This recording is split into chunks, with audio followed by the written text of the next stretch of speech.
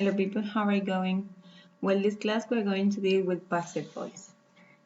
Si bien passive voice ya lo vimos años anteriores, lo que vamos a hacer esta clase va a ser como explorar un poco más el contenido y ampliar la cantidad de tiempos verbales en los que vamos a hacer foco para el pasaje de passive voice. Recuerden siempre de no confundir passive voice con reported speech, porque en passive voice los tiempos se mantienen, si no cambian, porque a veces genera un poco de confusión el passive voice con reported speech, que cambiamos de un tiempo a otro. En passive voice los tiempos se mantienen, lo que va a dar el tiempo del verbo va a ser en la voz activa va a ser el tiempo que tenga el verbo, y en la voz pasiva se lo va a dar el verbo to be al tiempo, ¿sí? Y después vamos a ir usando la tercera columna de los verbos irregulares o ed si es regular. Primero vamos a ver cuándo usamos la voz pasiva, ¿sí? When we want to change the focus of the sentence, ¿sí? Por ejemplo, si queremos cambiar el foco y hacer foco en la acción, en realidad en lugar de quien realiza la acción, ¿sí? Cuando es más importante la acción que el que la realiza, ¿sí? O cuando el que realiza la acción, the doer of the action, no es importante o es desconocido, o por ejemplo, o es muy obvio, ¿sí? Cuando habla de la gente en general, o cuando se arresta a un sospechoso, se sobreentiende que es la policía, ¿sí? Muchas veces los medios utilizan la voz pasiva como una decisión política, ¿sí? Una decisión ideológica en la que deciden que la acción es más importante que el que la realiza, ¿sí? Con eso hay que tener mucho cuidado, porque a veces dice, por ejemplo, algo que está ocurriendo mucho hoy en día, que es el hecho de mujeres asesinadas, y el hecho de que decir una mujer fue asesinada, ¿sí? Es como quitarle la importancia que realmente tiene el que realiza la acción, ¿sí? Por eso hay que tener, estar conscientes de que muchas veces el uso de la voz activa o la voz pasiva es una decisión ideológica, ¿sí? Pero bueno, vamos a ver cómo cambia una oración cuando la pasamos de voz activa a voz pasiva o viceversa, ¿sí? Años anteriores hicimos foco en los tiempos más simples, como presente simple, pasado perfecto. Vamos a estirar un poco la cantidad de verbos que vamos a ver, y recuerden que la voz pasiva se forma por el sujeto,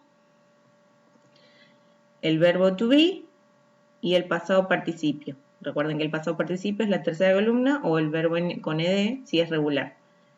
El sujeto de la voz pasiva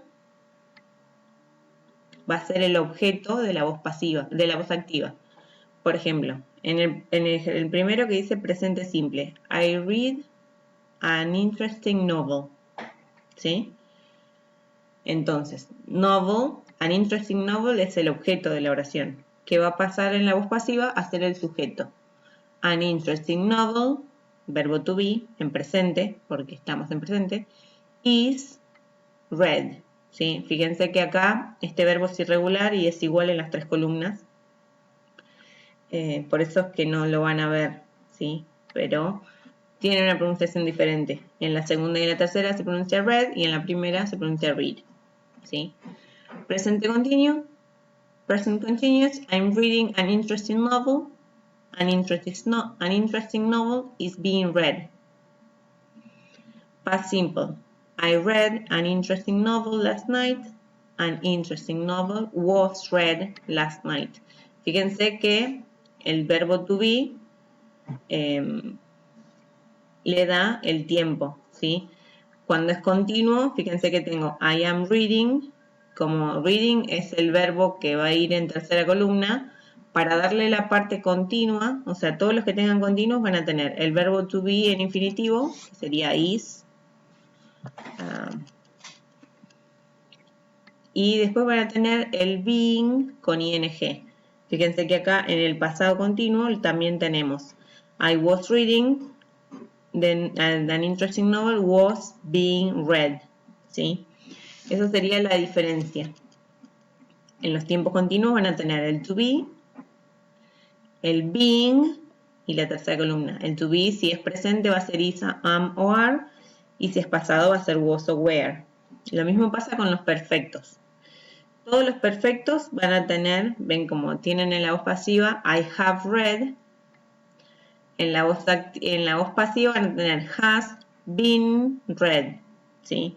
Porque siempre el verbo read tiene que ir en la tercera columna.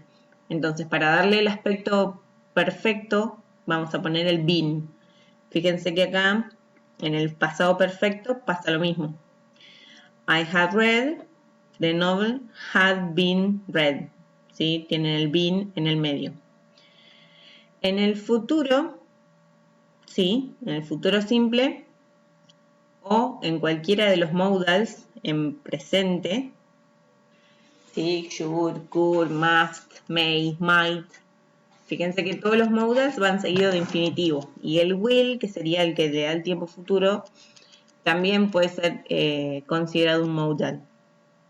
Entonces, siempre vamos a tener en la voz activa will y el verbo en infinitivo. Entonces, en la voz pasiva vamos a tener will, el verbo to be en infinitivo y la tercera columna.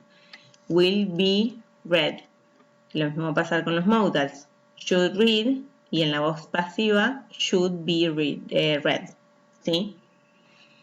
Acá tenemos un ejemplo de modal perfect, que digamos que es un tiempo perfecto. Entonces vamos a tener el perfecto should have y en la voz pasiva should have been read. ¿Sí? Todos los perfectos van a tener el been. Todos los que llevan infinitivo, como los modals y el futuro simple, van a tener el be. Y todos los continuos van a tener el being, ¿sí? Entre medio del to be o del auxiliar, como por ejemplo el have o el had, ¿sí? Y luego el verbo en pasado participio, ¿sí? Esto ya lo vimos. Es un tema un poco tal vez complicado, este ejemplo tal vez no es el mejor, pero podemos decir, a ver, en presente simple, I eat, para poner un ejemplo de un verbo que sí cambie, por ejemplo, eat, que tenemos eat en presente, ate en pasado, eaten tercera columna. Entonces, en voz activa sería, I eat an apple. En pasiva sería, an apple is eaten by me. ¿Sí? Después pueden poner el by, que implica que podemos ponemos al sujeto de la oración como un agente. ¿Sí? Present continuous. Present continuous. I am eating an apple. An apple is being eaten by me. Pasado simple. I ate an apple. An apple was eaten by me. Past continuous. I was eating an apple. An apple was being eaten by me. Present perfect. I have eaten an apple. An apple has been eaten by me.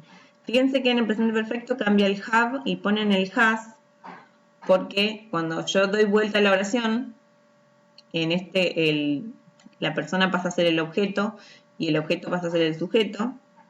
¿Sí? Cambia no el tiempo, sino cambia el género del sujeto o el objeto. ¿Sí? I se toma como si fuera un plural y apple se toma como si fuera un singular. ¿Sí? Por eso cambia. Si yo tuviera, por ejemplo, 2 manzanas, I ate 2 apples, podría haber dicho 2 apples, sorry, eso es pasado simple, en presente perfecto. I have eaten 2 apples, y acá debería haber puesto 2 apples have been eaten, ¿sí? Ahí coincide el auxiliar have y have, porque son plurales los dos. Y en pasado perfecto sería I had eaten, y en voz pasiva, the apple had been eaten. Futuro, I will eat, voz pasiva, an apple will be eaten. futuro con going to, solo van a cambiar, en lugar de poner I am going to eat, van a decir he's going to be eaten. The apple is going to be eaten. Le van a poner el be como si fuera un modal, ¿sí? Y, por ejemplo, un modal es I should eat an apple should be eaten. Modal perfect, que serían los modals que vimos que se cambian agregándole el perfective aspect, hacemos los modals en pasado. ¿Sí? ¿Se acuerdan que vimos que podíamos tener should para decir yo debería hacer tal cosa? Y si usamos should have y la tercera columna decíamos yo debería haber hecho tal cosa. ¿Sí? Usando el modal perfect pasamos el modal a pasado. ¿Sí? Entonces yo digo I should have eaten an apple should have been eaten by me. ¿Sí? Bueno, recuerden, si tienen alguna duda me avisan.